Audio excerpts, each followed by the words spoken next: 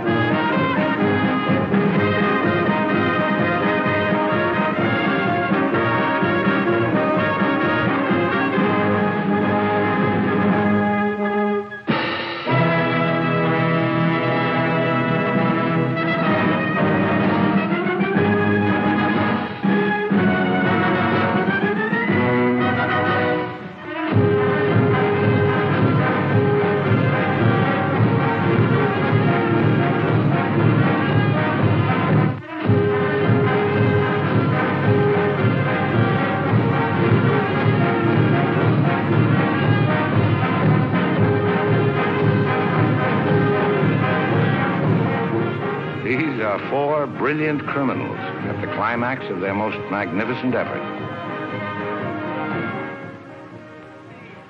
This effort began 6 months ago in Porto, where we were all aboard the ship for Africa. And they were my associates in a quest for uranium. An element not one of them knew the first thing about, except that they'd heard you could get dough for it. Big dough. Who? I mean, what do you suppose they are? Businessmen, does it matter? Well, if we're going to be on a small boat with them for weeks and weeks. I only said they might be fellow passengers. Harry, we must beware of those men. They're desperate characters. What makes you say that? Not one of them looked at my legs.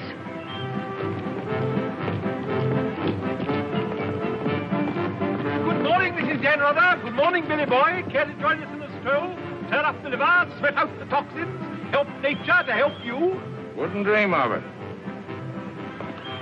Really, Billy, you mustn't be so offhand with Mr. Peterson. If I were to treat him with more than common politeness, he'd misunderstand and try to push me around. Mr. Peterson is a bully. Billy, did you see this? That man in London has been killed. What man? Paul Van Meer, high-ranking official in the colonial office, was stabbed to death early this morning by an unknown assailant outside a club in Soho. This is the third crime of violence to occur in that vicinity within the past month. What is it, Billy?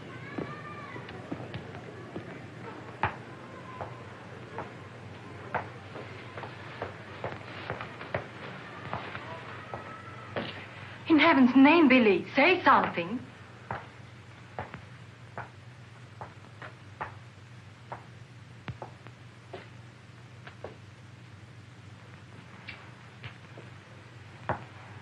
You understand, of course, that Peterson arranged this. It seems there's been a lot of violence around there lately. I don't pretend to be a fool. But look, Billy, this happened early Tuesday morning. We'd all left London well before that. What about Jack Ross? What about the galloping major? But I thought he only stayed behind to get that phone call from Mombasa.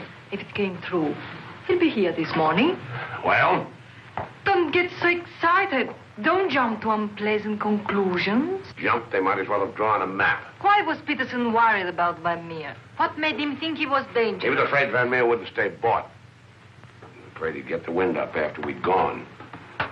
He had visions of him trotting upstairs to his superiors, announcing I have certain information that certain persons have paid certain sums of money. Don't talk so loud, Billy. To obtain illegal rights to certain mineral supplies.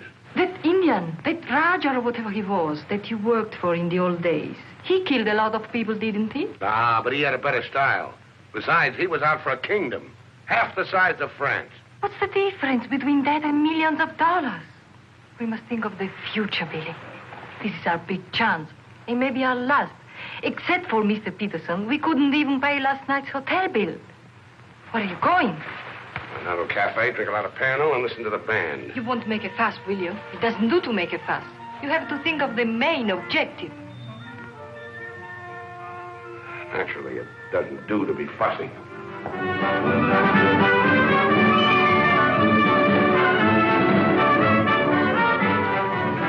It's your move, Gwendolyn. Glasses.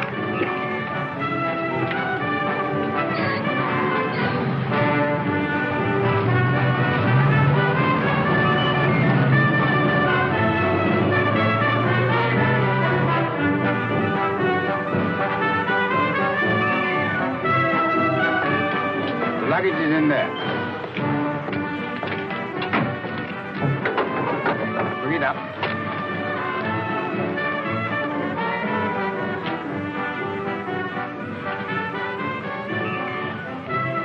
Harry, look, the desperados.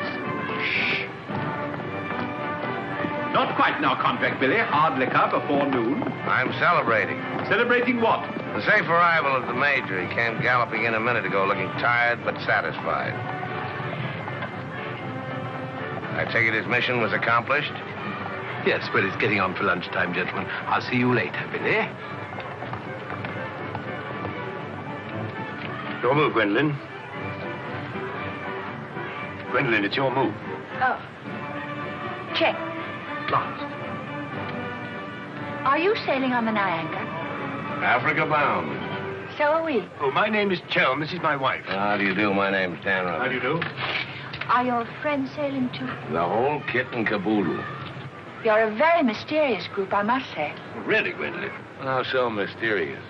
Well, for one thing, you all appear to be of different nationalities. It's your move, Gwendolyn. Check. I have a theory about you and your friends. Correction. My associates. As a matter of fact, I think you're doctors. Evil ones, I mean. You're going to the heart of the jungle where human life is cheap to perform ghastly experiments which require the sacrifice of thousands on the altar of science. You must excuse my wife. She has a very lively imagination. Check me. I don't know how you expect me to play a decent game when you keep talking all the time. Harry's been all out of sorts today. Usually he's a wonderful loser. Good morning, Mr. Danrada. I bring you the captain's compliments, along with the sad news that the sailing of the SS Nyanga has been postponed. Now, look here. This boat is definitely, most definitely scheduled to sail at 2400 hours. Scheduled, Mr. Chelm, but not, I fear, destined to do so. The fella gone, or is the captain drunk? Oh, of course the captain is drunk. But the real trouble is with the oil pump. Well, it's not good enough. Simply not good enough. Quite right, sir. But you're putting it too mildly. The present oil pump is no good at all. Well, how much delay does this mean? Oh, to locate, bargain for, purchase, and install a new one will require, I should say, more than a day, less than a fortnight. Utter, hopeless inefficiency. Probably it isn't the oil pump at all. Just making it an excuse to hang about and pick up extra cargo. Guns or opium? I wouldn't be surprised if she turns out to be a smuggler. What a miserable place to be stuck in. Squalid, fifth-rate port. Ever been in Fuerteventura before? No, I don't know this part of the world at all. Oh, I thought not. Otherwise, you wouldn't be so upset about staying. Magnificent country. Ruins to visit by moonlight, fine stretch of beach. Back there in the hills, one of the few spots left in the world where you can get decent food and drink. It's called the Blue Pavilion. I insist you give me the pleasure of having dinner with us tonight. Oh, that's awfully kind of you, but... Us? You and your associates? My wife and me. The committee? Oh, Mr. Chelm, I want you to meet a friend of mine. This is the Galloping Major. The committee wants you to toddle round. Okay. Right away. I'll be along. Better toddle. I said I'd be along. They don't like to be kept waiting. I'll lay on a car. We'll meet in front of the hotel at 6. Arrivederci. Dan Rather. An American, I suppose. Anyway, I quite like him. Time. 24 hours in the day, 1,440 minutes for somebody else to get busy on the same idea as ours. We ought to have got the plane and flown now, as I said from the start. You remember I said it, O'Hara? My name is not O'Hara. It is O'Hara. You hear? Mr. O'Hara. Yes, Mr. O'Hara. But you remember I said it? I said we ought to take a plane. Time. What is time? Swiss manufactured, French ordered, Italian squandered, Americans say it is money, Hindus say it does not exist. You know what I say? I say time is a crook. If we took a plane, we'd be there inside 15 hours. Instead of who knows where. I don't want any more talk about flying. The sky is for the birds. My feet on the ground. Both of them. Come in, Billy boy. What's all the fuss about? No fuss, Billy. We're merely wondering what course to pursue in view of this unfortunate delay. Join the peasants in their revels. Go to church. Write your memoirs. Very funny. I like an associate of mine to have a sense of humor. Good laugh does more for the stomach muscles than 5 minutes setting up exercises. And now that we've had our moment of fun, and all the better for it, let's get back to the question. Doesn't this delay call for a cable to your friend in British East? Mustn't send cables. Can't you get it through your heads that the population down there has trained noses? They can smell a uranium deal like a cat smells fish. But aren't you afraid, Billy, that when our little party doesn't show up on the date you said, aren't you a teeny bit afraid that your friend might use this as an excuse to begin negotiations elsewhere? If my friend were looking for an excuse, you'd find a better one in the morning papers. What do you mean? I'm talking about the untimely demise of Paul Van Meer. I'm appalled, Billy. What an unwholesome opinion you must have of your colleagues to imagine that we... Look here, Peterson, you don't have to convince me of anything. You don't care what I think as long as I don't do anything about it. And I won't, unless you ever decide to sick that knife-happy little junkie on me. Watch yourself, laddie.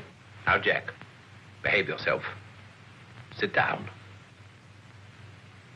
For shame, Billy. I think you owe an apology to everybody in this room. And if you're half the gentleman I know you are, I'm sure you'll make it. As I was saying, Peterson, you've nothing to worry about. My friend won't pull out unless I tell him to. For purely venal reasons, that's the last thing I have in mind. Jack, give Billy a light.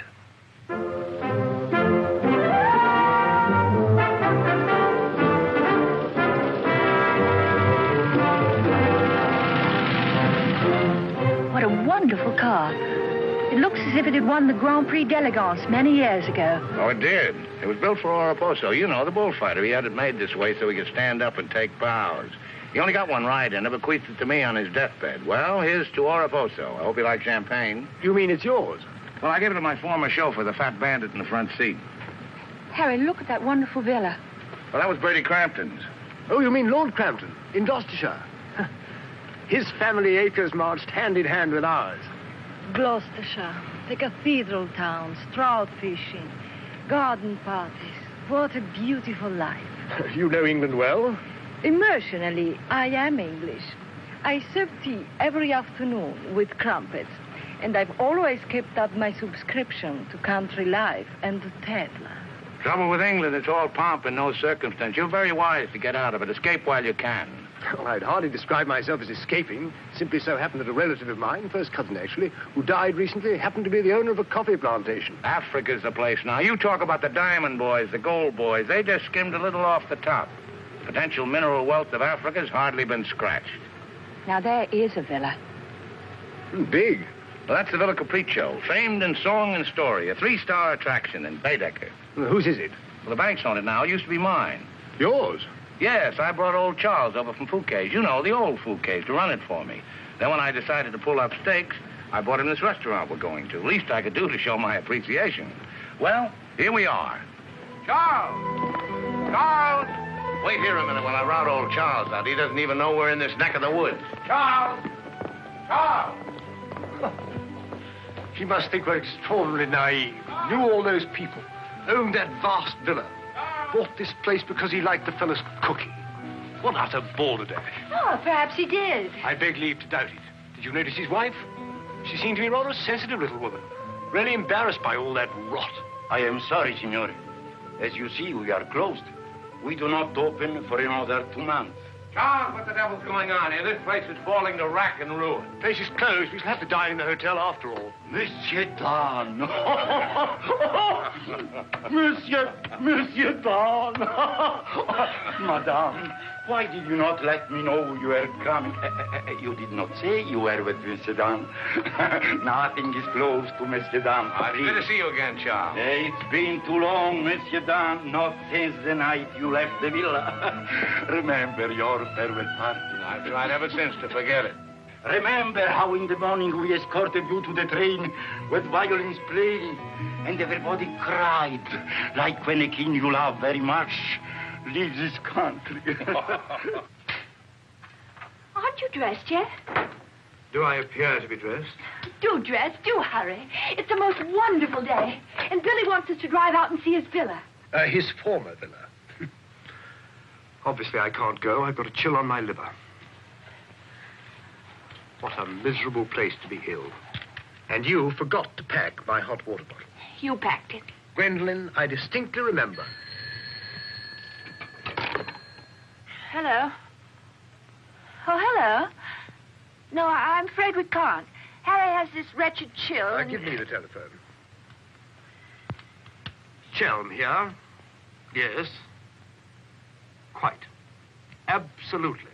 A hot water bottle. That's very, very good of you, old boy. Look here, Dan, rather, would you mind very much if my wife went alone? She enjoys this sightseeing sort of stuff, you know. Splendid. Splendid. I'll send her along. You know, Gwendolyn, nowadays, one simply cannot afford to dismiss people just because they're not one's sort. One has to try and bridge the gulf. After all, it's a new world we're going into. One's got to take it as one finds it. Face it. Use it. Master it.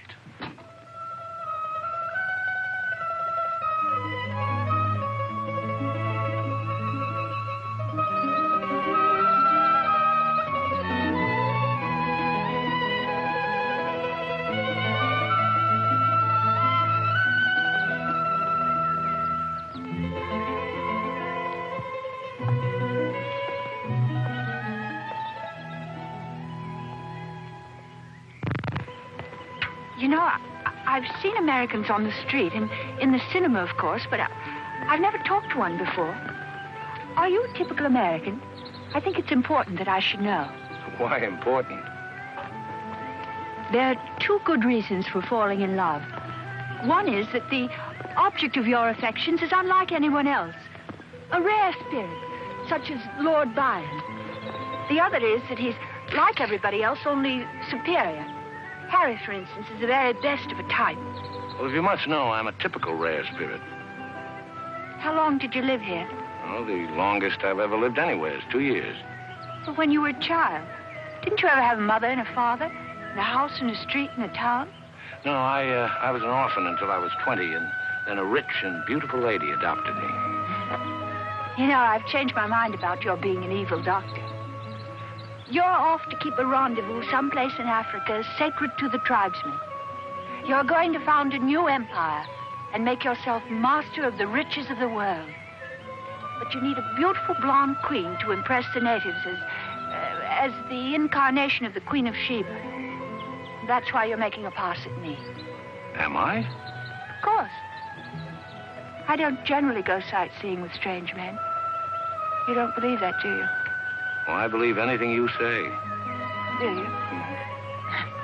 Well, you shouldn't, you know. You really shouldn't.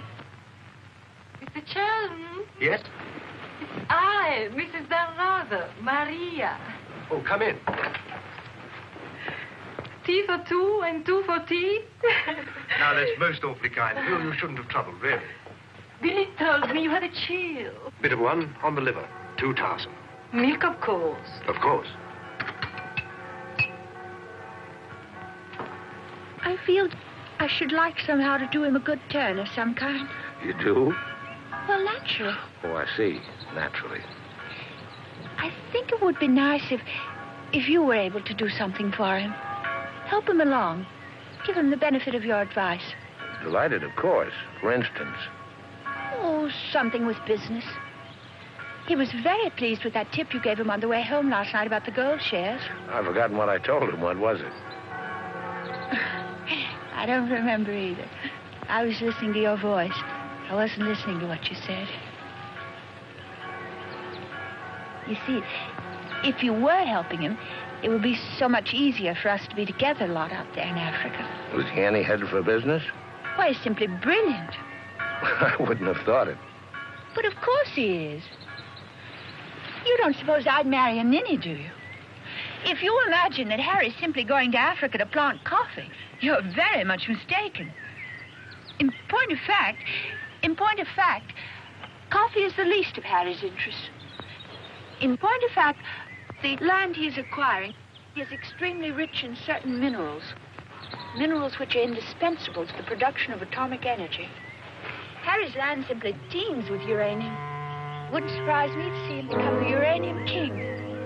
So you see, my husband isn't such a ninny as you may have imagined.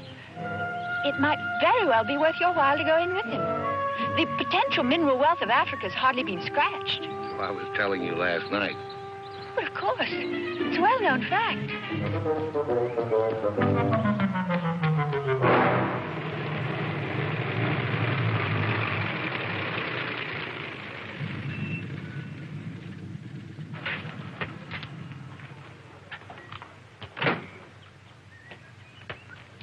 Billy boy.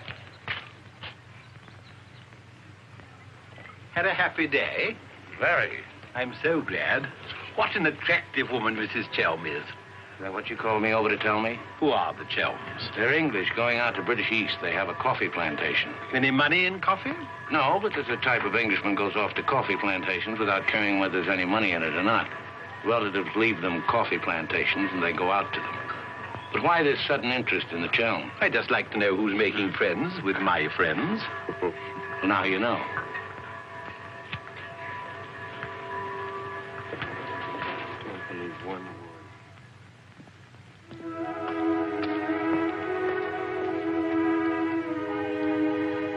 You know, if I ever leave you, it'll be for someone of the type of Harry Chelm. Well, bully for you. I suppose that type of Englishman is like a story I once heard. An English gardener in England was showing some Americans one of those wonderful English lawns. And of course, they wanted to know how to make a lawn like that. And this English gardener said... He said all you have to do is get some good grass and roll it every day for 600 years. I heard that story before you were born. Englishmen tell it when they're feeling down in the mouth. Just don't understand the Chelm type. You're not even listening. You never do. Someday I'll say goodbye and you won't hear that either. One day I shall really meet my type and run off with him. And you'll be simply amazed. That's possible. George Moore said, I learned it by heart years ago. He said that each great passion is the fruit of many fruitless years. Judge Moore was a very distinguished English writer, you know. Except that he was Irish. Cheer up, sugar. If I make $1 million on this deal, I'll buy you an old English lawn, one we can roll up and take with us.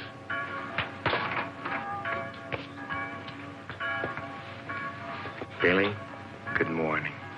What's our wide-eyed Irish leprechaun doing outside my door? Why do you always make jokes about my name, huh? In Chile, the name of O'Hara is a tip-top name. Many Germans in Chile have become to be called O'Hara. Good morning, Mr. O'Hara. Madame, my respects. Perhaps Mr. O'Hara would like something to drink? Yes, maybe perhaps a little whiskey, huh? Very weak, please. What's this visit in honor of? Oh, just wanted to have a little talk with you. Okay, but make it fast. Fast? I give you my word, Billy. I give you my word. I feel to you like an older brother. Oh, it's not so much the difference of age. It's probably, yes, the reason is because I come from a culture which is so much older than yours in my country. A child 6 years old is older in his heart than you'll be at 60. It smokes, it drinks, it philosophizes. At this rate, I'll be 60 before you get to the point. The point is that Peterson, Ravello, myself, we are the principals in this case. We are in with the money. We cannot switch around and turn, but an agent, it's easy to imagine that he could conceivably doesn't feel himself quite as irrevocably committed as Peterson or... We're fellow passengers, I believe. Not quite yet, would you say? Too sadly true. By any chance, you don't happen to have seen your Mr. Danrother about? I don't think Billy's up yet. Not 11. He's rather a late riser. But he said it... Well, anyway. I shouldn't put too much stock on what Billy says, particularly when he's had a few drinks. It's not that he means to break his word, he just forgets that he's given it. Charm and dependability so seldom go in one package. There are exceptions, of course. Your husband, I imagine, from his manner and behavior, is one. Oh, yes, very. Well, quite, Henry. I'm so looking forward to meeting your husband and having a chat about Africa. By all means. I understand he's in coffee? You make it sound like a total American. Part of Africa we're going to is due for some pretty important changes. In my opinion, things will be booming out there before you can say Jack Robinson. I do hope there won't be too many changes. It's completely unspoiled, I hear, with some of the loveliest scenery in the world. I can't imagine anything more lovely in the way of scenery than to have a few acres of gold and diamonds cropping up on a piece of land I bought for a song. Heaven forbid. Next thing there'd be big, ugly holes everywhere and great, horrid machines instead of lovely scenery. Anyway, I don't think my husband worries much about money and business, that sort of thing. Really? I mean, to appreciate my husband's point of view, one has to understand his background. Those lawns, hundreds of years in the making. Those immemorial elms. Those walls hung with family portraits. Generations of them. Those great echoing galleries where so much of English history is being made. Taxes must be terrific on a place like that. What would people like the Chelms care about taxes with their kind of money? I mean, when a family's been a power in the city of London for so long, one of the great financial families. Power in the city? You mean... Oh, yes, of course, one of those Chelms. I'm surprised you know about them at all. Very few people do. They prefer to work behind the scenes. I find it rather hard to believe that a man in your husband's position would go to Africa just for the coffee planting. You're very quick, aren't you? In point of fact, he isn't. In point of fact, he has a very special reason. So I suspected. It has to do with sin.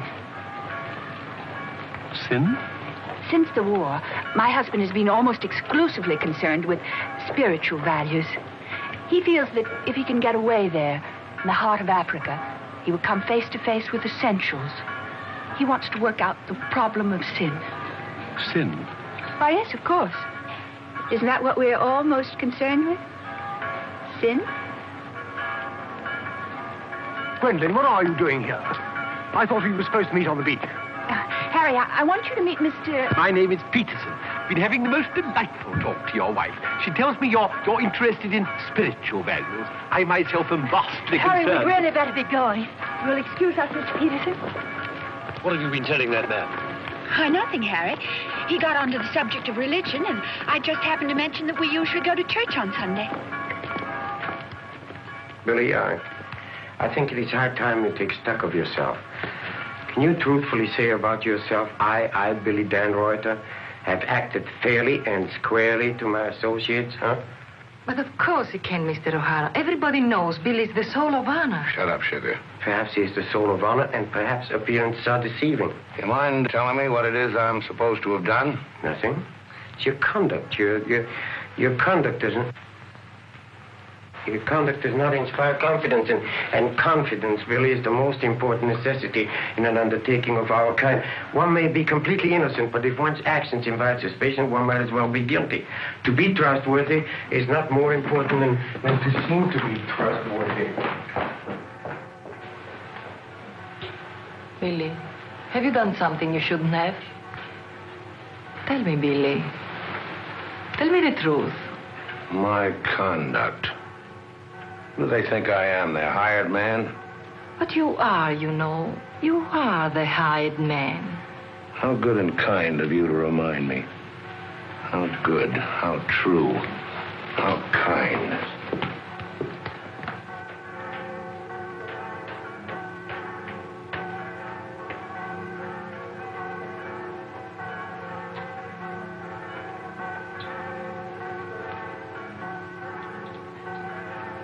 I say, Dan, rather good to see you. How about a drink? Well, Oh, come on, my dear fellow. Let me buy you a drink. Oh, Gwendolyn, don't forget to send one to Aunt Beatrice. Can't understand it. Gwendolyn distinctly said she'd join me on the beach. Then I come back and find her sitting there in that cafe. Extraordinary creatures, women. Well, let's drink to them. Pano. Scotch. Come on, you tiny little wreck, have a drink. We're drinking to women.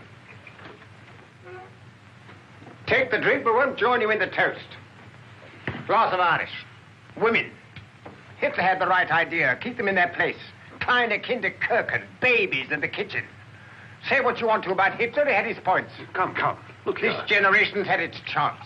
Hitler, Mussolini, those were the men. Now is the age of the barbarians. The world's going up in smoke. I say let it come, get it over with. Well, if you don't mind, I'd like another year or so of worry. Worry? Just 1 minute, laddies. I've just 2 or 3 words to say to you, laddies, and that's don't worry. Don't ever worry.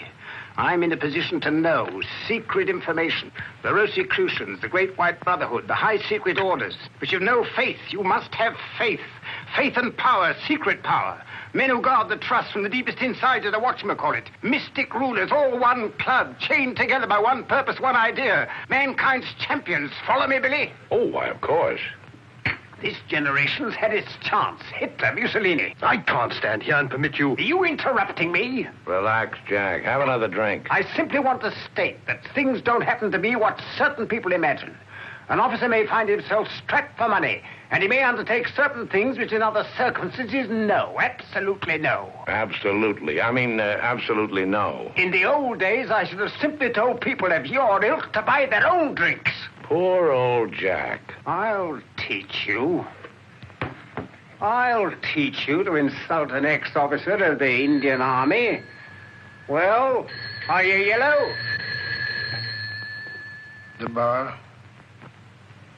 You're Major Ross? Right. Ross here. Right. Right again. Come along, the committee. Save for the bell. I've never heard such rot in my life. Sin. Oh, sin. All I could do was to keep a straight face. No, I'm certain of it now. These are 2 very clever and dangerous antagonists. Sit here and help me close. But how could they possibly know what we're up to? Great interests like the Chelms have ways and means. Yes, and I'm convinced they're out to get us even before we get started. We must get ahead of them. Time has entered the picture in a new way. Never forget the time factor, gentlemen. It always enters the picture in the end. I'm sending a cable to London. I want full information on those Chelm interests. British Africa, too. Check up on his interest there. Every time the plane lands, I'll try and reach you by telephone. Keep me informed of the latest development. Dan Reuter, that lying, swinish, rum-swilling double-crosser. What pleasure it would give. No, you can't at the moment. We need him. Right now, we need that swinish, lying double. Did I hear my name? Rub-a-dub-dub. 3 men in a tub. Tub? Oh. Been a change of plan, Billy boy. You and I leaving for Africa. How's that? You and I are flying to Africa by the next plane.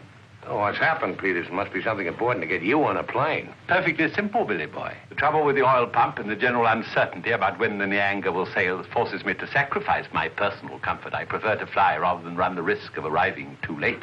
Well, there's also such a thing as arriving too early. What do you mean by that? Well, the land doesn't come up for auction for a couple of weeks. My friend can't make his move until then. If we sit around British East all that time, somebody's going to start wondering who we are and ask questions. Is that your real opinion, Billy, or are you just looking forward to a long sea voyage with the attractive Mrs. Chelm as your companion? Or perhaps you have even other reasons. Such as? That's for you to know and for us to find out. You'd better get your packing done.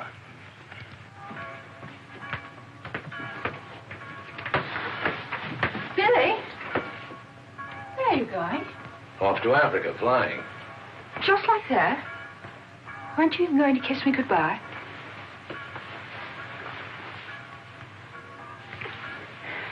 I wish. Don't say it. What? That you wish we'd never met. You'll be coming on the boat, and in Africa we'll get together and... I think I hate you. Letting those revolting men order you about. Don't deny it. I've watched them. They treat you like a servant. They say, hop it, and off you hop. I know what it is. They have a hold on you. Some black secret that could ruin you. What makes you think that? No, know, it happens all the time. My old Spanish nurse told me that half the people in the world would be ruined at once if everyone told what they knew. But couldn't you have them done away with?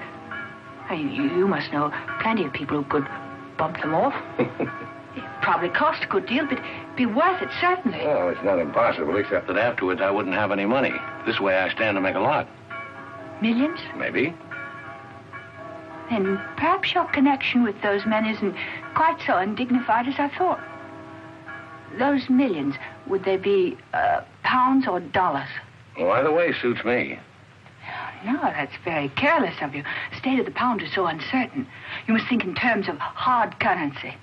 Maybe I should hire you to handle my affairs. You could do worse. I'm awfully intelligent, really. Come along, Billy boy. The car's waiting.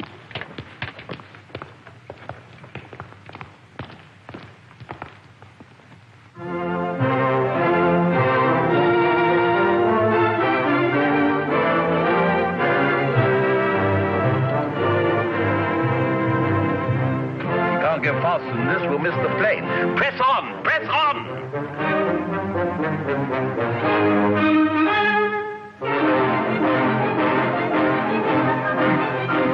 High posting.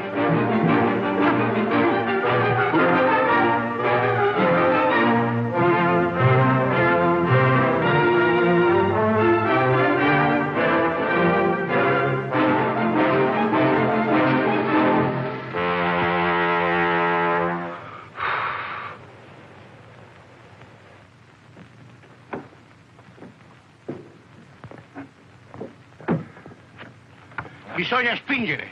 Push, push.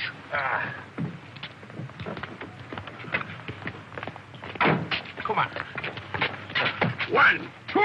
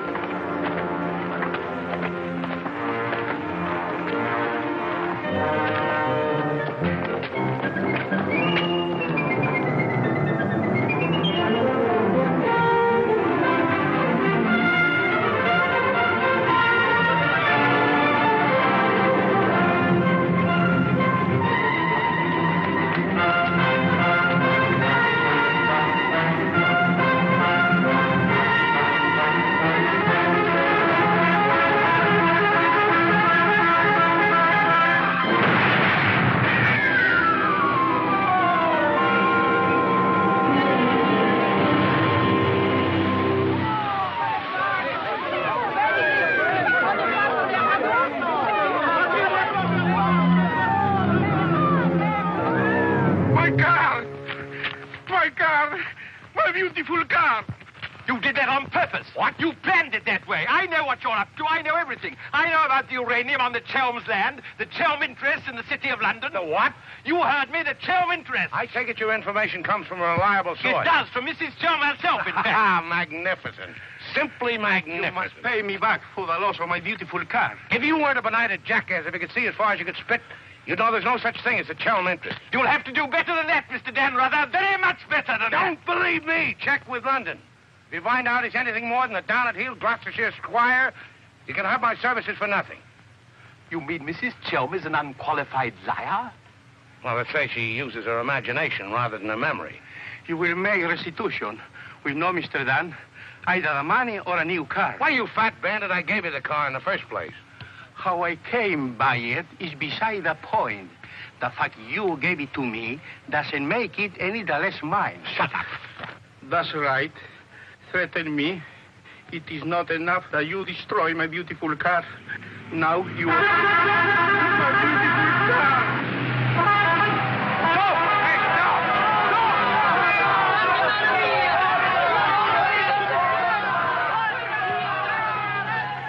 More than anything, I want Billy to make a grand success out there. Well, as you care so much about money, I should have thought you would have left Billy for some rich man. I shouldn't think Billy would mind, really. I mean, neither of you are in love or anything. You are a strange girl. Of course I love Billy. Actually, I adore him. And Billy loves me very, but very much. That's why I trust him with his little unimportant amours. And what does he say about yours? But, darling, all husbands like their wives to seem attractive to other men. Be sure you explain that to Harry. I'm going back to the hotel.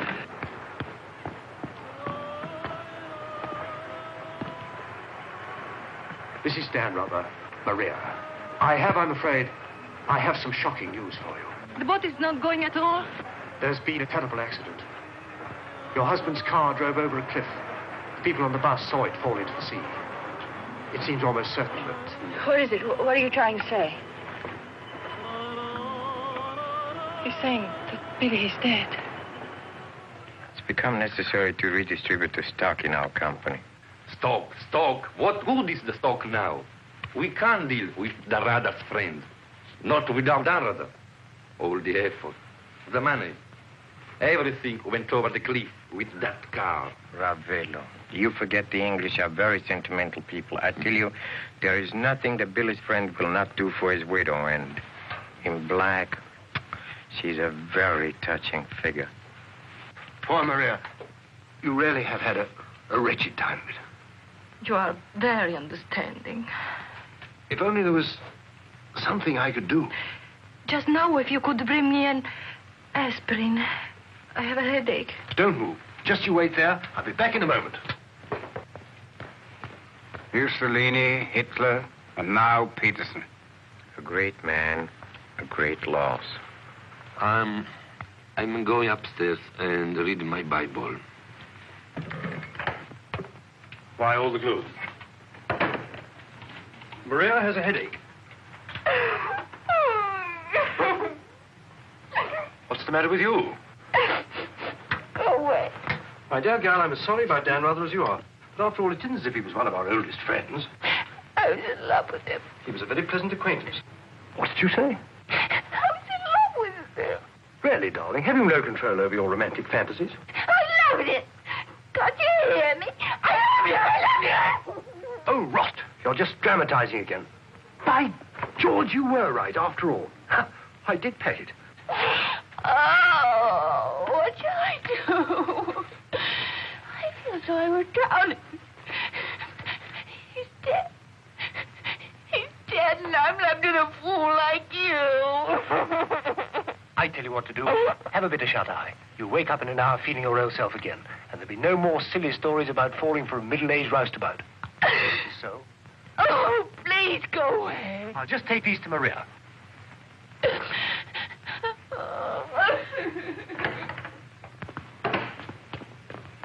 Mr. Shelm, this is very important, for you as well as for myself. Yes, well, get on with it. There is now an opportunity for you to secure enormous profits with virtually no risk. I want to beat about the bush. Our purpose in going to... For you as Billy's widow, it will be very easy to persuade his friend in British East, and for capital, we have Joan. Why don't you be misinformed as to my interests?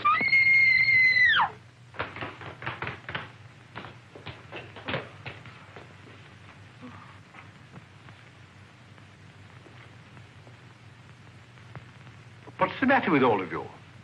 Somebody dead? Car, it went over a cliff. We thought you'd both been killed. Dan Rother, I'm delighted to see you're alive, but your wife is in a fainting condition. You mean you're not dead at all?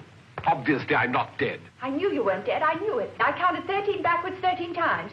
My old Spanish nurse said if you did that, a miracle would happen. And you see, it has. Ladies and gentlemen, I bring you the glad tidings. The captain is sober, and the SS Nyanga will sail at midnight.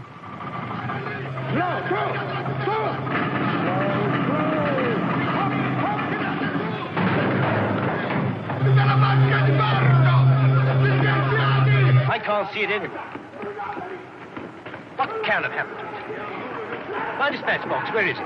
A black tin box this size. What have you done with it? Guardi che la sua valigia gliel'ho messa in cabina. I told you to take the most particular care of it. I shall not go on board till my dispatch box has been found. Having trouble, Chell? I think that I can't cope with myself, thank you. È la seconda volta che glielo dico. La valigia gliel'ho messa in cabina, è inutile che insiste con me. Says he put it in your cabin, whatever it is. Idiot! Why didn't he say so in the first place? Say, look. What's happened to Harry? He's been giving me the fisheye all evening. Oh? What is it? Perhaps it's because when I thought you were dead, I told him I was in love with you. You what? I couldn't help it. It made you seem less dead. And? Oh, he didn't believe me. He thought my nerves were upset. Sort of delirium. He thought it quite a joke. The idea of my inventing a love affair with a middle-aged roustabout like you. That's what he called you. Well, now that I'm back in the flesh, you'll begin wondering about that delirium of yours. I suppose seeing you alive is different from thinking of you dead. You're just great cooped up on that tub with a suspicious husband. Billy.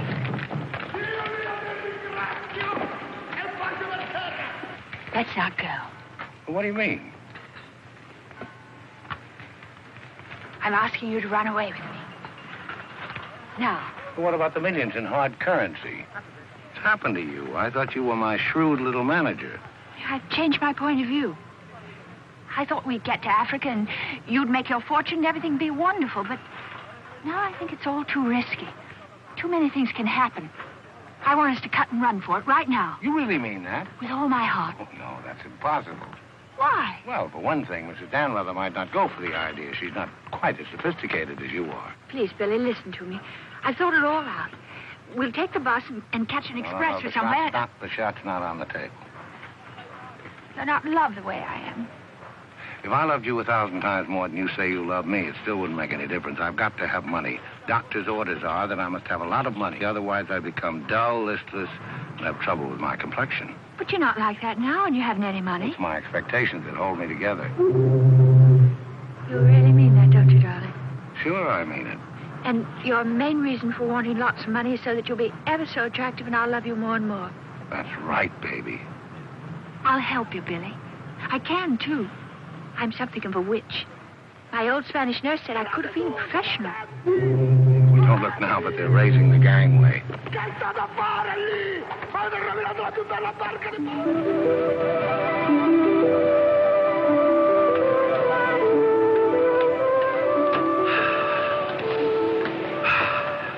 The air, ozone. What a pity we can't bottle it, gentlemen. What a fortune we'd make.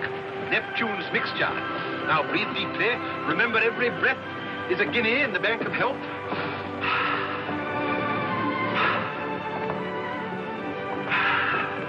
Good morning, Chell. Why, that's good. Very good indeed. I didn't know you were an artist, Mrs. Danrother. I'd hardly call myself that. I only dabble.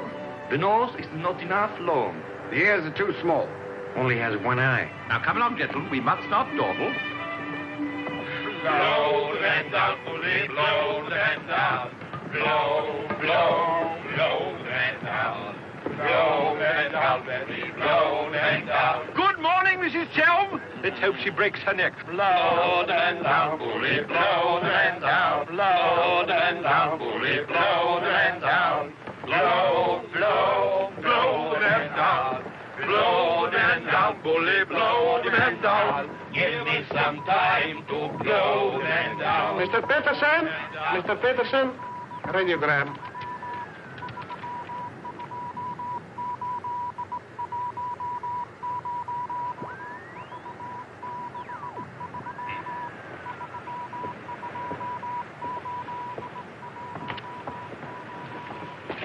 No Chalmers State, Gloucestershire.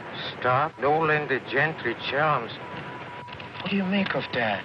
He's not a Gloucestershire squire. Like Billy said. Just as I was beginning to take Billy at his face value. But if he's not what Billy said, then what is he? We are at sea again, gentlemen, in more ways than one. Mystery, more mystery. Billy is a liar. Heaven only knows what Chelm is.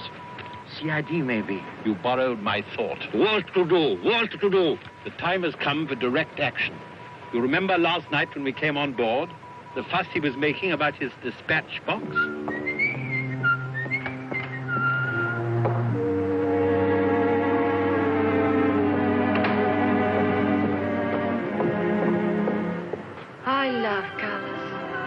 Working with them is an endless puzzle. Your face, for instance. 10 minutes ago, it was all brown and pink. Now the light is changed and is chalky white. What? Tinged with green. Green? It must be getting rough. Just a little. Don't break the pose. I don't feel very well. I think I'll go below and take a pill.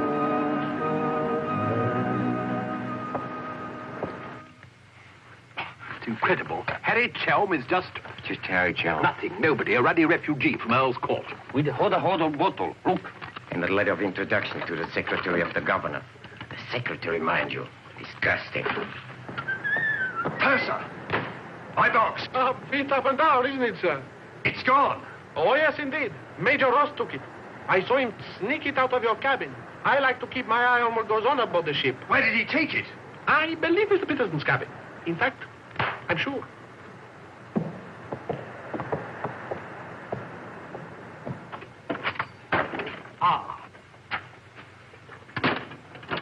And now may I ask what explanation you have to offer? He forgot his hot water bottle.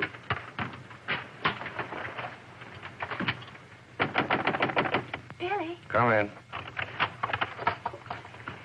Billy, have you heard what's happened? I've seen the paper in days. It's not funny. They've stolen Harry's dispatch box. Who stole his dispatch box? That dreadful little major. He took it to Peterson. They went through it. It's all your fault. I suppose you know that. My fault? Well, the poppycock you've been peddling, all that junk about the Chelm interest in London, uranium on your land. Well, in a way, you're the one to blame. I'm the... I mean, you acted so superior. I was falling in love with you, and I couldn't bear it for you to think I was just a nobody. Married to the son of a boarding house in Earl's Court. The son of a what? A boarding house. That's what Harry's parents do. They run a boarding house for decayed gentlefolk. But the way he talks, the way he acts, I thought that... It's just that he sees himself in a place in the West Country with trout streams and horses, leading the life of a country squire. It's not his fault if people take it for granted that he has a place like that. He's never once said that he had. Well, country gent, son of a boarding house or whatever he is, I suppose I'd better get his box back. Oh, he got it back himself. Well, then there's no harm done. Except that Harry's gone to the captain. He's going to have them put in irons. He is what? He says that's what they did in the Royal Marines. Look here, Skipper, there's a perfectly simple explanation for all this. I happen to own a dispatch box which is very similar to Mr. Chelm's. When I didn't find it in my cabin, I asked Major Ross to see if it had been stowed away somewhere else by mistake. The Major found what he thought was my box in the saloon with some other luggage. The box has been in my cabin ever since we sailed, under the berth. As soon as I saw the box, of course, I realized at once that it wasn't mine. I simply opened it to find out to whom it belonged so that I could return it to its rightful owner. I can't conceive why this gentleman should imagine I should be interested in a box containing patent medicines. I'm not a hypochondriac. Purser, tell the captain exactly what you told me about the box. Why, sir, you asked me whether I'd seen it, and I said it might be the one I'd seen being carried along the passage by Major Ross. You distinctly told me that you'd seen it being taken from my cabin. Oh, you must have misunderstood. You were rather ill at the time, if you remember, sir. That's all, Purser. He's been bribed. He's in league with these criminals. Just a case of a misunderstanding. That's how I look at it. Now, what about a little cognac? To wash away any ill feeling. I don't care for a drink. And let me assure you that this matter is far from settled. While rifling through my personal effects, I feel certain that you must have noticed I had a letter of introduction to the Secretary of the Governor. I suspect he'll be much more interested in what I have to say than this gin-soaked so-called ship's captain. You mind your tongue! Any more intells? The other one I put in irons. As far as I'm concerned, this is a close incident. You got your box back. Why don't you forget the whole thing? What possible interest do you expect the Colonial Office to take in? On the contrary, I expect them to show considerable interest in a gang of crooks who are trying to swindle the country out of vast uranium deposits.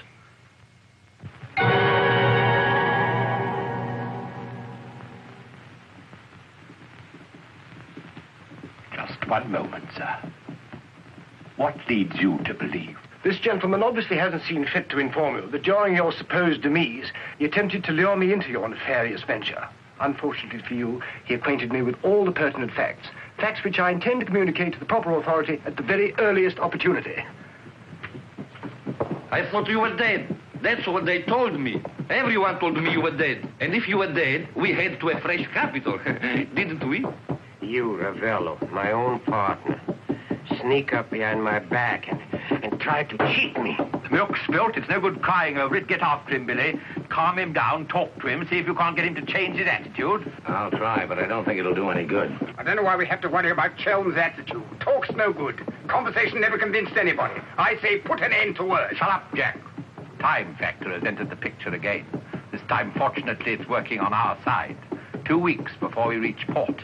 That should be plenty of time to convince our friend, Chel. I beg you, please end all this trouble. If things go on, either you will be done away with before we ever get to Africa, or you will leave and denounce Peterson to the authorities, and that will be the ruin of all my plans and hopes. In the long run, you'll do much better to get clear of these people. They're thoroughly undesirable. The long run. I'm tired of the long run. I am not even thinking about them or about myself. It's only you that concerns me, Harry. No need to worry about me. Ever since I met you, you fill my thinking. You are becoming an obsession. Don't you understand, Harry? I am deeply in love. Maria. My dear.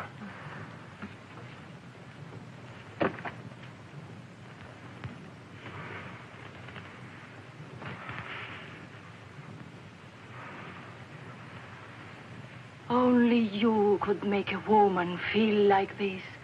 All I want is to be in your arms, now and always. You forget I'm going to be done away with. Oh, no. It will be easy to arrange. What you must do is this. You will write me a letter. A love letter. You will tell me that you cannot denounce Peterson, because then I will suffer too. Because you love me so much, you cannot bear to hurt me. Such a letter they will believe if I show it to them. My dear girl, you must see that this is quite out of the question. I don't propose to make compromises. Not compromises, Harry, darling. But you can see if you cause trouble, the whole of our plans, my plans, you would not want to make the innocent suffer. It would be much better if you don't interfere, Maria. I must handle this as I see fit. Then you intend to go ahead with this business, tell stories and ruin everything? It'll be much better if you cut loose from these people. No happiness can come from such an association. Harry, I'm asking you not to do this. Please, write a letter. Then there will be no trouble for you, no trouble for us, no risk when we get to Africa. I'm sorry, my dear. We English are a very pig-headed lot. You think you can get away with this? But Maria, my dear good Maria, listen. First you made love to me. Now you tell me you will ruin me. You'll forgive me, but it was you who made... Oh, shut your trap. Go on, do what you like. You think you're such a brave man. I'll tell you what you are. You are a heel. Huh. What the blazes now? What's happening? What's going on here? The oil pump's on the blink. The electricity's failed. Utter folly. A ship lying in darkness this way, we might well be rammed at any minute. I'll tend to this myself. Which way is the engine room? The passengers are not... I'm sure your chief engineer will welcome the advice of an ex-officer of the Royal Marines.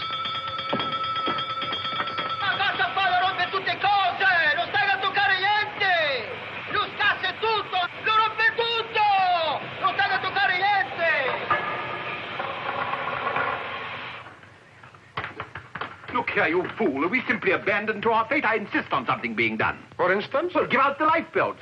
Organize the boat drill. The clientele are requested to remain calm. To remain calm? Does the captain feel no sense of responsibility for the lives of his passengers? It's my opinion that the captain doesn't feel much of anything at the moment. Do you mean to say he's drunk?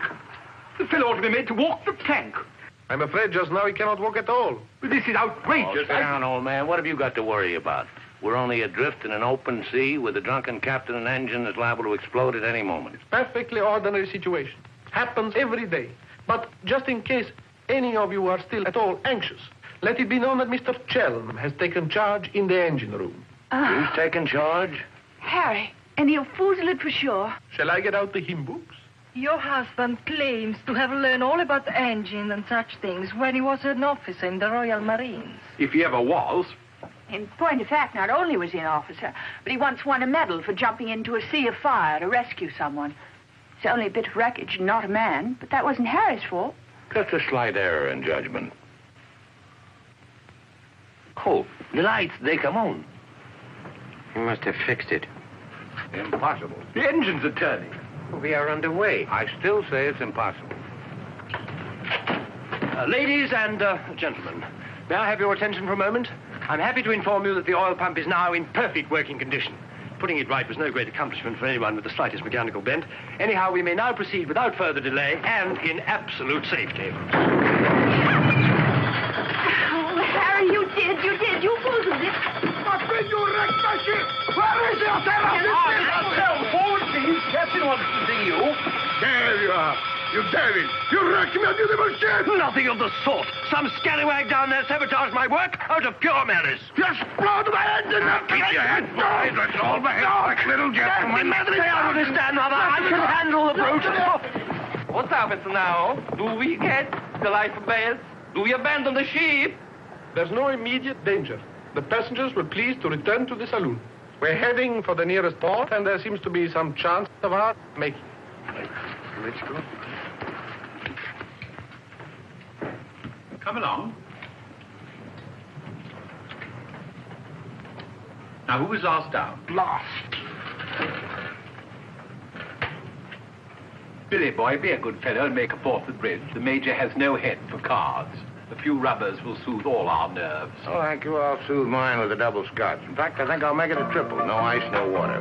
Right, sir. How about you, dear Mrs. Dad, brother? Little bridge? Oh, so sorry. I have the most fearful headache. I think I'll go to my cabin. Oh, what a shame. Well, boys, we'll have to make it cutthroat. What about Harry here? Maybe he'll take a hand. That, under the circumstances, is a most unsuitable suggestion. Gwendolen, I must ask you to either move to another table or else leave the saloon. Oh, Harry, for heaven's sake. I don't care for my wife to associate with an associate of criminals. Don't be absurd. Billy's not a criminal. He's the best friend we have on this boat. We're not in need of such friends. You need any friends you can get. The only thing standing between you and a watery grave is your wits. That's not my idea of adequate protection. Purser, how much longer before this ship reaches port? If we ever do get to port, it should be within 14 or 15 hours. That's a long time. Sit down, make yourself comfortable, have a drink. Enjoy the Major's piano recital. Come on, Peterson, buy us a drink. I'm afraid I can't accept hospitality from persons who I intend in a few hours' time to denounce in a place of justice. 2 spades? I admire your sang-froid, Mr. Peterson. Or perhaps you don't think I'm serious. We shall see. 3 clubs. Gwendolen, are you going to do as I say? Not when you speak to me in that tone. Not when you try to order me about. In that case... Where are you going? On deck, where the air is less polluted.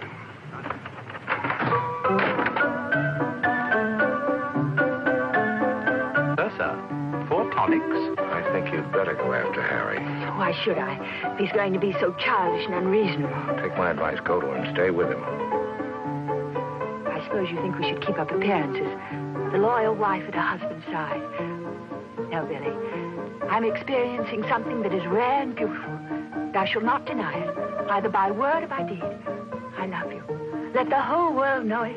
I love you, I love you. Yeah, well, keeping up appearances isn't exactly what I meant. Then why do you want to send me tagging after Harry? He's being such a deadly bore tonight. Deadly, but not dead, not yet. What do you mean? They killed one man just because they thought he might try to get in their way. Now, handsome Harry here is certain to blow the whole thing wide open. They killed a man? Really? Who? Just a man. Well, for all Harry's being too tiresome and my loving you to distraction, I still wouldn't want to see him done in. He has some perfectly darling traits, really. I mean, like always remembering one's birthdays. No, we simply mustn't let anybody murder Harry. Well, keep him in your cabin. Never let him out of your sight. Keep him under lock and key. Oh, Billy, that's awful music. It's so loud. It comes right into our cabin. Peterson, tell the Major to soft pedal it. And while he's about it, he might change the tune. Oh, don't you like it? It's one of my favorites. I'm afraid he doesn't know any others. Do you, Jack?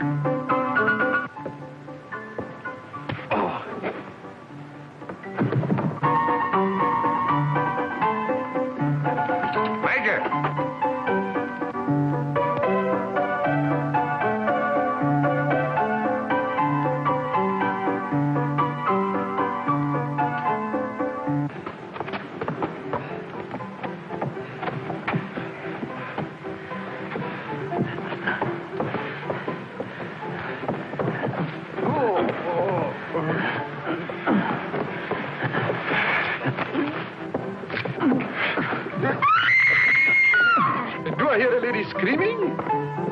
One down. Captain! Captain!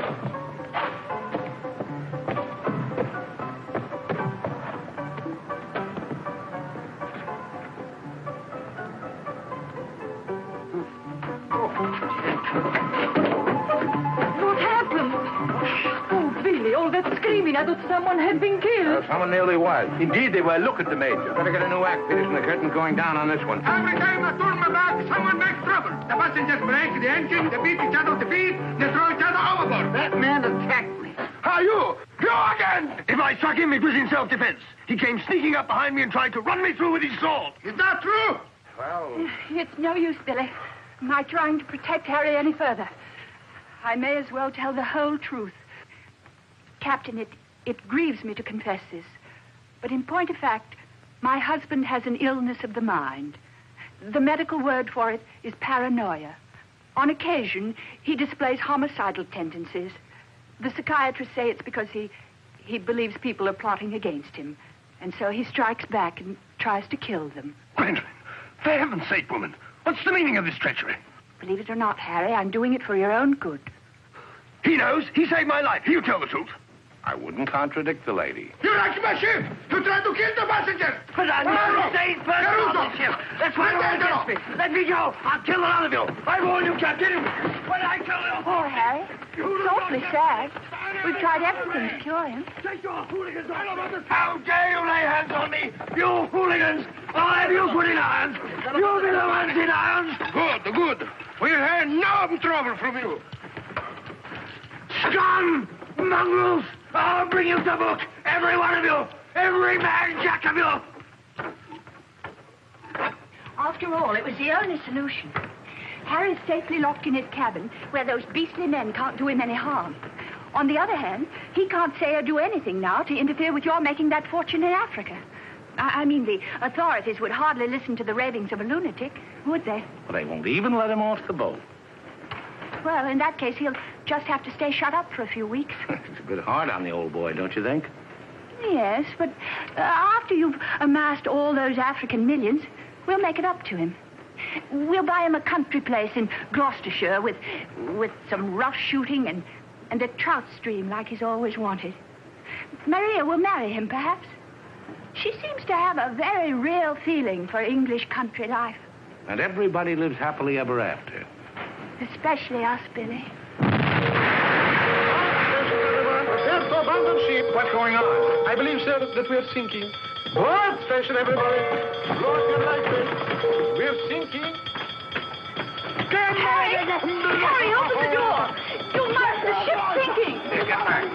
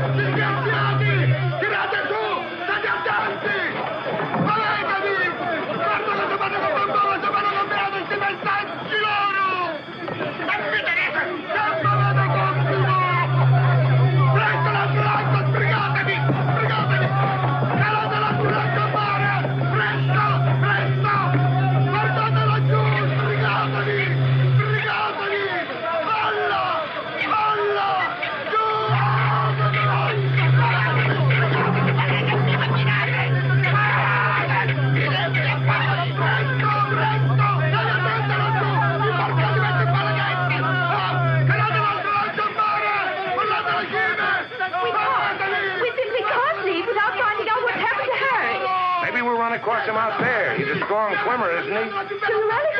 I don't say we will, but it's possible. Anything's possible.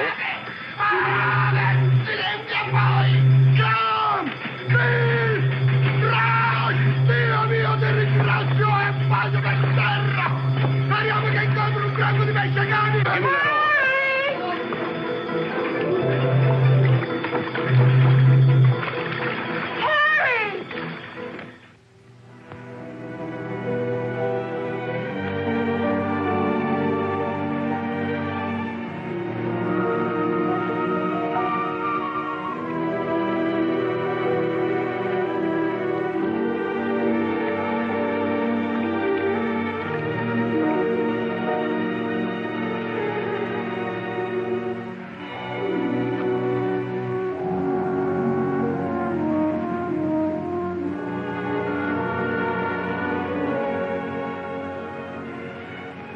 Where do you suppose we are?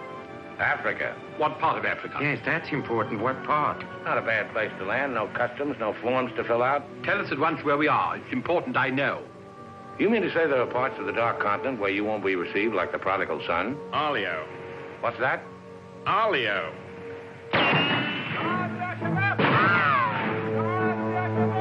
Better get down, everybody. Oddio, mamma mia! Arabs! Oddio, mamma mia! Get rid of your passports, boys. Mrs. Chelm, Billy Boy, my identity must remain a secret.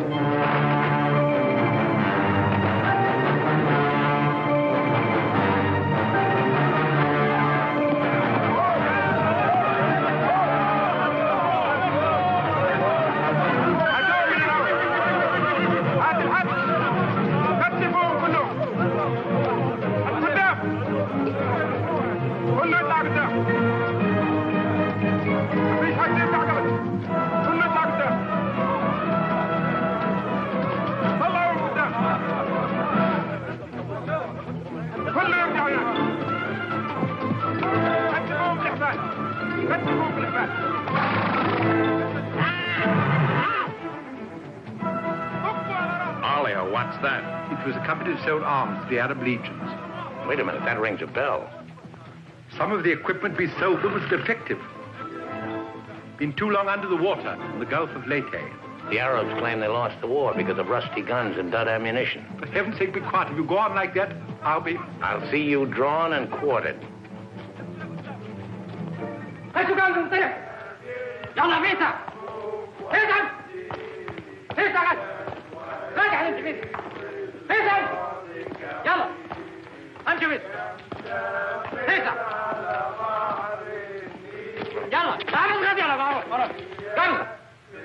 Are you going to allow them to bully you in this way? Why, it's simply... Shocking. Harry wouldn't have let them do it. He had a sense of dignity. I have a sense of survival. Billy, what is going to happen? Do you think they will torture us? Just let them try it. I'm a British subject. I wouldn't say it too loud.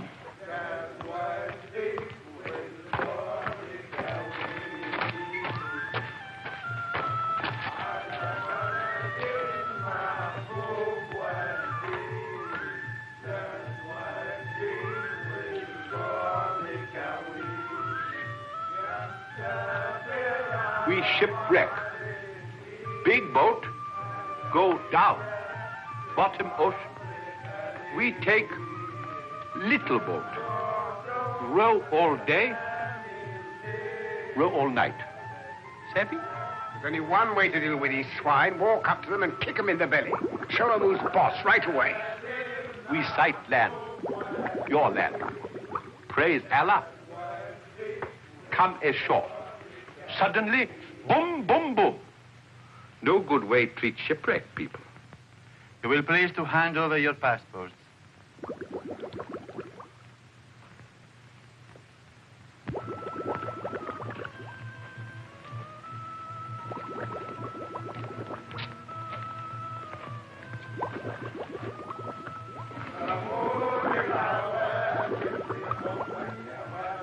There seem to be 4 missing. Will those who have not handed over their passports hold up their hands?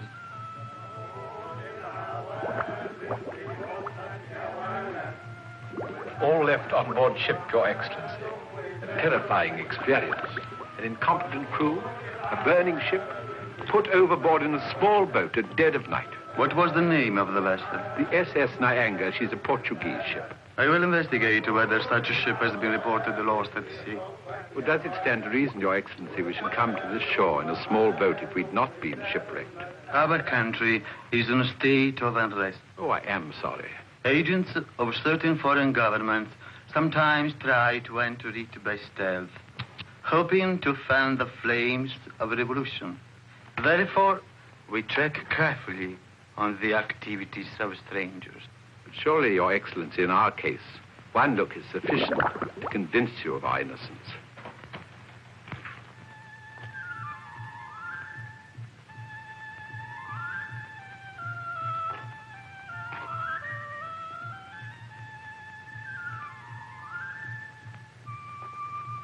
No.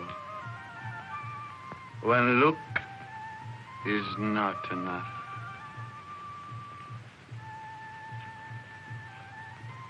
If you think we're the enemies of your country, the logical thing is to boot us out. Send us packing by the first available boat or train. We shan't object. We've got important business elsewhere. Where is elsewhere? Central Africa. And what sort of business? Vacuum cleaners, sewing machines. Ah, yes. Businessmen. All going to Central Africa to sell vacuum cleaners. Hat to hat, I suppose. And you, sir, I take it, are the head salesman, the ringleader of this group. Oh, no group. We met for the first time on board ship. Complete strangers to one another. Liar! The others all look at you each time I ask a question. I am a keen observer. You four are together. Oh, no, my fat-gutted friend. I'm not the illiterate, simple-minded native you're fool enough to take me for. I am a great man, a serious man. I spit on you, too. I spit on you and all your life. Off to the wrong start, Peterson. There's only one way to deal with these swine! Swine! Swine! You'd better be careful. My husband, my late husband, who was drowned in the Niagara disaster, happened to be one of the most important figures in the British government, Sir Harry Chelm. In point of fact, we had letters from the Prime Minister and the Queen telling everybody to be particularly courteous to us and our friends. So you see, if any harm befalls us at your hands, it will become a major international incident. Would you instruct that one that in my country a female sleeps may move, but her words are not heard? Harry. If only you were here. And now, sir, you will stop abusing my intelligence and tell me who you really are and what is your actual purpose in being here. I'm a sick man. I've got a bad heart. I mustn't talk anymore. You refuse to answer.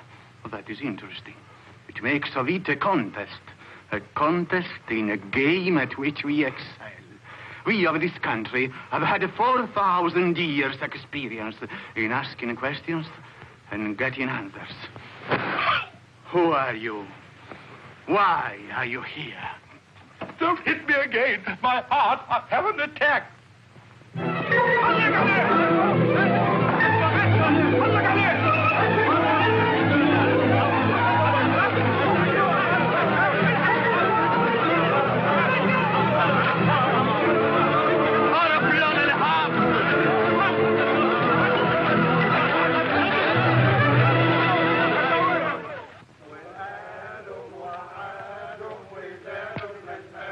Billy's led a thoroughly decadent life.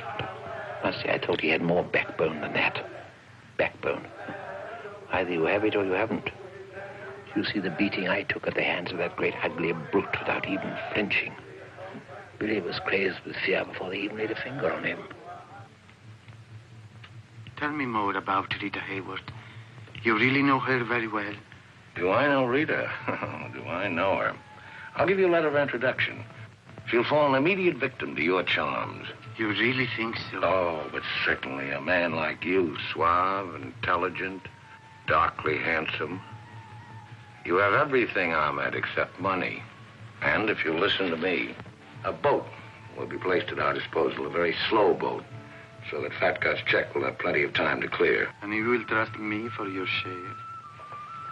Does one man of the world ask another to trust his own brother? Oh, no, Ahmed. You'll give me a check for half. Your demands are very great under the circumstances. Why shouldn't they be? Fat Gut's my best friend. I will not betray him cheaply. You are certain that you are the friend of the peerless Rita? Come, Ahmed. Mind back to business. Very well. 50-50. Oh, by the way, Fat Gut's nature is noble like ours. He might try to bargain. I do not bargain with a puffball like that. It's beneath my dignity. It'll be dawn soon. The correct hour for a firing squad. But if we have him shot, what about the money? Well, I was just thinking that if he had a volley at the psychological moment, he might not be so inclined to haggle. I believe you must have Arab blood. Westerners are not usually so subtle. يلا يا علي نمسك الراجل الثخين. يلا بينا يا سيدي. يلا. Look, Halamite. Look, Halamite. Ah! Where taking me. I won't go. I demand to see a doctor. Would you say that in Paris, among smart people, the Rolls-Royce or the Cadillac is considered more chic? Well, that's no problem at all. A man in your position should have both.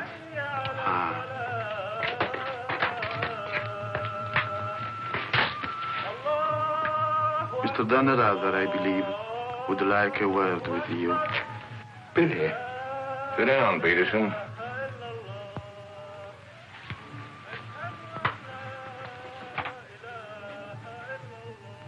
I've been talking to Ahmed here, and he's made the phone.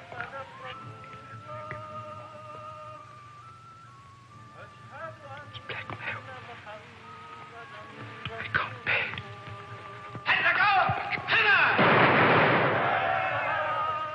What was that? Paris, but it's execution day. Will he take a check?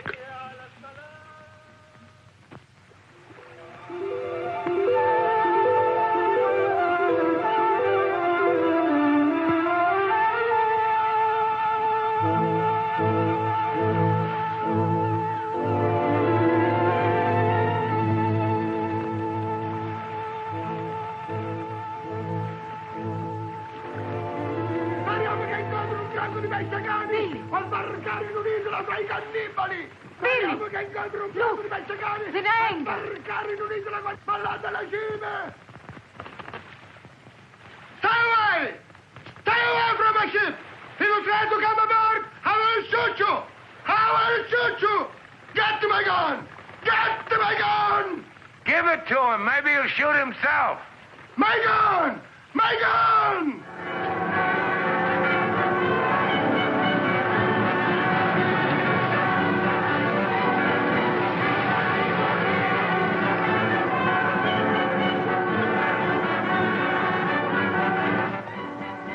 Excuse me. Are you Mr. William Dannerother? That's right. I'd like to ask you a few questions, if I may. Oh, I'm sorry, not now. Forgive me, but it's rather important. Yes, it always is. I was a newspaper man myself once. Well, you may quote me as saying that everybody was heroic except Mrs. Dannerother, who ate all our boots. Very amusing, but I'm not a reporter. Oh? Jack, go to the phone, make reservations. The first plane to Nairobi, 6 seats. Yes, and if they don't have any, talk to the right man and tell him if he kicks other people off the plane, we'll make it worth his while. I always said we ought to take a plane. You remember I said that, Mr. Horror. I said we ought to take a plane. Mustn't dawdle, Billy boy. Great deal to do and not much time. Those were the other members of your party? Yes, I'd like to talk to them, too. Oh, what's it all about? I believe you were acquainted with a Mr. Van Meer, now deceased. Peterson, you and the boys better come back down. The gentleman here wants to speak to you, a Mr. Jack Clayton of Scotland Yard. You take your wine here or upstairs, Mr. Dunn? No, we'll have it here. Care to join us in a drink, Clayton? No, thanks. It's a bit early in the day for me. I read somewhere that a Scotland Yard man never accepts a drink from anyone he intends to arrest. Is that true, Mr. Clayton? Quite so. Mrs. Dannerother? No, I'm Mrs. Chelm. This is Mrs. Dannerother. Oh, how do you do? Well, I wouldn't dream of alarming you lovely ladies, so perhaps I'll have a glass of lovely after all. Peterson, how do you do, sir? How do you do? Ravello. And, Mr. O'Horror. O'Hara, Julius O'Hara, delighted. No, I'm the one to be delighted. It had begun to look as though I'd never catch up with you people. That would have been a bit embarrassing. You see, this is the first time I've ever been abroad on an investigation. I've spent quite a lot of money. And my chief can be very sarcastic about the money one spends, particularly if you fail to deliver the goods. Mr. Clayton is presently interested in the Van Meer murder case. The Van Meer murder case? Oh, yes. That fellow in the Colonial Office. Yes, I read about that in the paper. It was a shocking affair. According to Mr. Van Meer's appointment book, Mr. Peterson, you had lunch with him at the Savoy a few days before his death. That's quite correct. Mr. Van Meer was an expert on African matters. We wanted his advice about affairs in British East. Do you recall the subject under discussion? Vaguely. Crop yield. The native labor situation. Inches of rain. Vaccination, shorts. How long did you know Mr. Van Meer? Oh, a couple of months. We met half a dozen times. Did he ever make mention of any enemies, business or otherwise?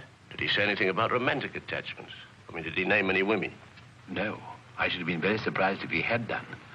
Mr. Van Meer struck me as being every inch a gentleman. Oh, of course, of course. Well, that's all. Unless somebody has anything further to add. I have. I think you ought to know that the business of one of these businessmen is murder. I beg your pardon.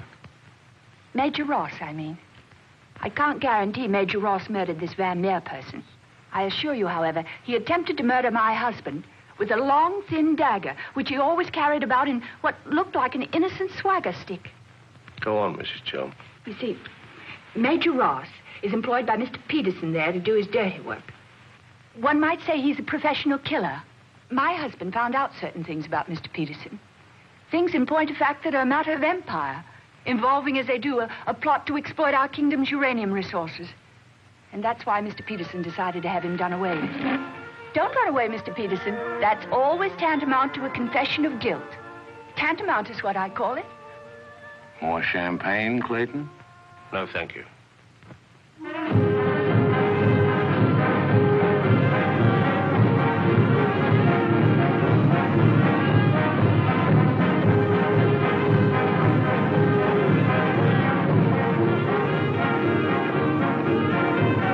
As I said before, very smart fellows indeed. Should you ever think of me in Earl's Court, that's where I'll be, helping Harry's parents with the lodgers. Should you ever think of me, try not to let it be too harshly. You kiss her too, Billy, and tell her she's forgiven. Sure, sure. Goodbye, Billy. Bye.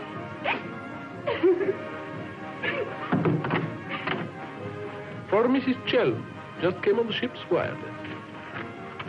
Oh, by the way, Mr. Danrada, do you know that your associates are all in the Hoosgow?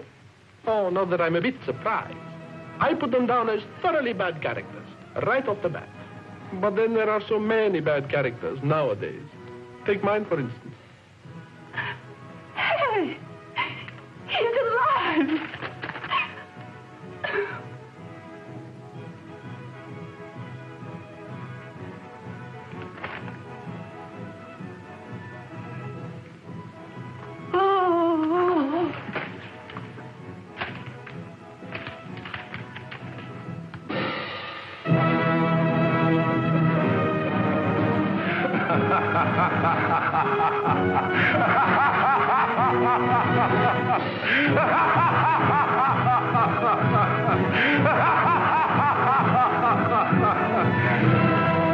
Oh, this is the end.